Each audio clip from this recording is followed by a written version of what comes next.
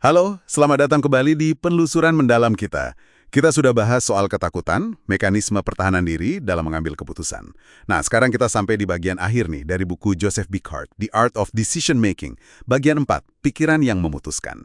Kali ini kita nggak lagi fokus ke penghalangnya, tapi lebih ke alatnya. Gimana pikiran kita, perspektif, pola, bahkan kata-kata kita sebenarnya bisa dipakai buat memutuskan lebih baik, lebih otentik. Jadi misinya, gimana cara pandang seniman Renaissance, terus ada soal benang mitologi, sampai kekuatan niat bisa jadi kompas buat Anda. Oke, kita bongkar ya. Kita mulai dari yang pertama, perspektif. Bickhardt pakai analogi seni Renaissance kan ya, soal pelukis dan bingkai lukisannya. Betul sekali. Bickhardt merujuk ke Alberti, seniman itu, yang bilang bingkai lukisan itu kayak jendela. Gunanya buat apa? Buat fokus. Nah, dalam memutuskan, ini artinya kita perlu secara sadar membingkai masalah. Milih mana yang relevan, mana yang gangguan aja. Oke, jadi biar fokus ya, nggak kemana-mana pikirannya. Tepat.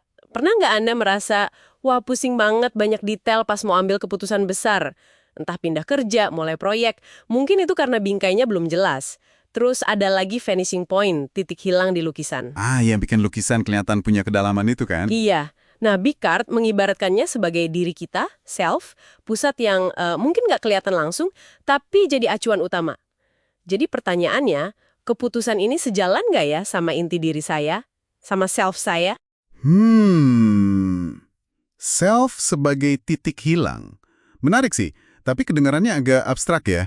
Gimana cara bikinnya jadi acuan yang praktis gitu? Kuncinya di kesadaran sih. Termasuk sadar akan apa yang disebut Jung, cahaya dan bayangan.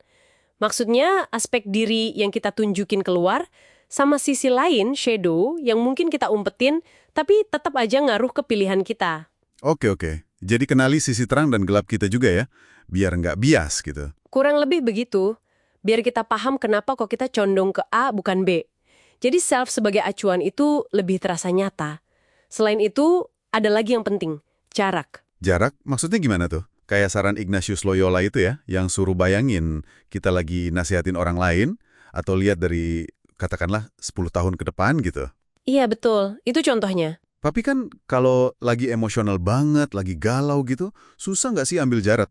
Rasanya pengen cepet-cepet aja gitu. Nah, justru itu kekuatannya. Teknik jarak ini bukan berarti kita nolak emosi, tapi biar kita nggak dikendalikan sama emosi sesaat atau preferensi yang mungkin cuma di permukaan aja. Masuk akal. Dengan jeda sedikit, coba lihat seolah itu masalah teman atau dari masa depan. Kita jadi bisa akses kebijaksanaan yang lebih tenang, bisa lihat gambaran besarnya di luar perasaan hari ini aja. Mungkin ini bisa Anda coba nih, pas lagi merasa terlalu dekat, terlalu emosional sama pilihan. Bisa nggak ya mundur dikit, lihat dari kacamata orang luar, atau ya itu tadi, dari 10 tahun lagi. Oke, jadi setelah membingkai pakai self sebagai acuan, terus ambil jarak, Bickhardt lalu bahas soal pola ya. Konsep benang itu gimana? Iya, benang Ariadne, kayak di mitos Yunani itu kan, yang bantu Theseus keluar dari labirin. Jadi fokusnya geser nih, bukan lagi soal satu keputusan ini benar atau salah, bukan itu intinya. Terus apa dong? Intinya itu pola yang terjalin dari semua keputusan Anda sepanjang hidup, rangkaiannya itu. Tiap pilihan, bahkan yang rasanya kayak gagal atau salah langkah, itu sebenarnya data baru, pembelajaran, nambahin kekayaan si benang pengalaman Anda. Bickhardt nyebutnya nilai absolut. Artinya, tiap pilihan itu nambah kekayaan pengalaman Anda secara permanen.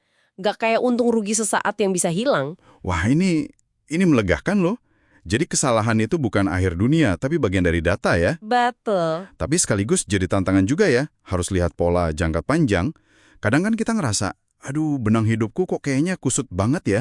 Banyak salah, banyak nyesal. Gimana tuh? Justru itu, menurut Bickhardt, itu peluang. Kekusutan itu informasi berharga. Dengan lihat polanya, termasuk pola kegagalan atau penyesalan, itu kita bisa belajar lebih banyak soal diri kita. Terus bisa bikin pilihan beda ke depan. Jadi nggak perlu benang yang lurus sempurna ya? Nggak ada yang lurus sempurna kok. Pertanyaan jadi beda. Benang unik apa sih yang sebenarnya lagi Anda tenun lewat semua keputusan besar dan kecil Anda? Termasuk ya, lekukan dan simpul-simpulnya itu? Oke, dari pola kita ke alat terakhir nih yang dibahas Bickhardt. Bahasa dan niat, will. Kok bisa cara kita ngomong sepenting itu? Penting banget. Bicard merujuk ke filsuf kayak Spinoza, George B. Huber. Mereka menekankan pentingnya selaras antara pikiran, ucapan, sama tindakan. Nah, Bicard bilang, ada kekuatan besar dibentuk waktu aktif. Pas kita bilang, saya akan melakukan ini, Bukan cuma saya ingin atau semoga bisa ya. beda banget. Saya akan itu bukan sekedar harapan. Itu pernyataan niat yang nyatuin keinginan sekarang sama komitmen ke depan. Beda sama kalau kita kejebak di masa lalu, coba dulu saya, atau cuma ngayal masa depan, semoga nanti saya bisa. Bahasa aktif ini ngerahin energi kita buat bertindak. Kedengarannya kuat banget ya soal bahasa aktif itu. Tapi jujur aja nih, pas lagi genting, lagi ragu, bukannya lebih gampang ya bilang, kayaknya nggak bisa deh. Atau, duh susah banget. Ya memang perlu latihan kesadaran. Gimana latihannya? Mulai dari yang kecil aja. Coba perhatiin deh gimana Anda ngomong ke diri sendiri soal pilihan-pilihan Anda. Coba ganti kalimat yang pasif atau ragu-ragu itu jadi yang lebih berdaya. Saya memilih untuk, atau saya akan mencoba. Awalnya mungkin aneh, tapi ini latihan ngarahin energi dan fokus. Coba aja Anda perhatiin, pas lagi hadapi pilihan, bahasa gimana yang lebih sering keluar. Yang nguatin atau yang malah ngebatasin. Oke, jadi kalau dirangkum dari bagian 4 ini ada 3 kunci ya. Pakai perspektif, lihat self sebagai pusatnya, terus lihat keputusan sebagai benang yang punya makna, yang terus ditenun, dan terakhir, pakai bahasa aktif buat selarasi niat sama tindakan. Iya, dan ujung-ujungnya Bicard bawa kita ke pergeseran yang fundamental banget. Pertanyaannya bukan lagi cuma gimana caranya jadi pengambil keputusan yang lebih jago, tapi Tapi apa? gimana proses memutuskan itu sendiri bisa bikin kita jadi manusia yang lebih utuh, lebih baik, Wah, ini nyambung ke pemikiran penutup yang dalam ya. yang terinspirasi dari Michelangelo itu. Betul. Gimana kalau tujuan utama dari keputusan sulit itu bukan cuma milih opsi terbaik yang ada di luar sana, tapi justru pakai proses milihnya itu sebagai kayak alat pahat buat diri kita sendiri. Persis, seperti Michelangelo yang lihat patung David itu udah ada di dalam batu marmer.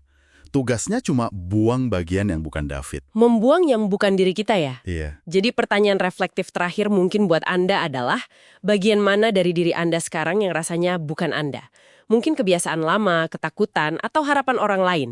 Bagian mana yang bisa Anda pahat, Anda singkirkan lewat keputusan Anda selanjutnya, supaya Anda bisa makin dekat sama diri Anda yang sejati. Sesuatu untuk Anda renungkan lebih dalam ya.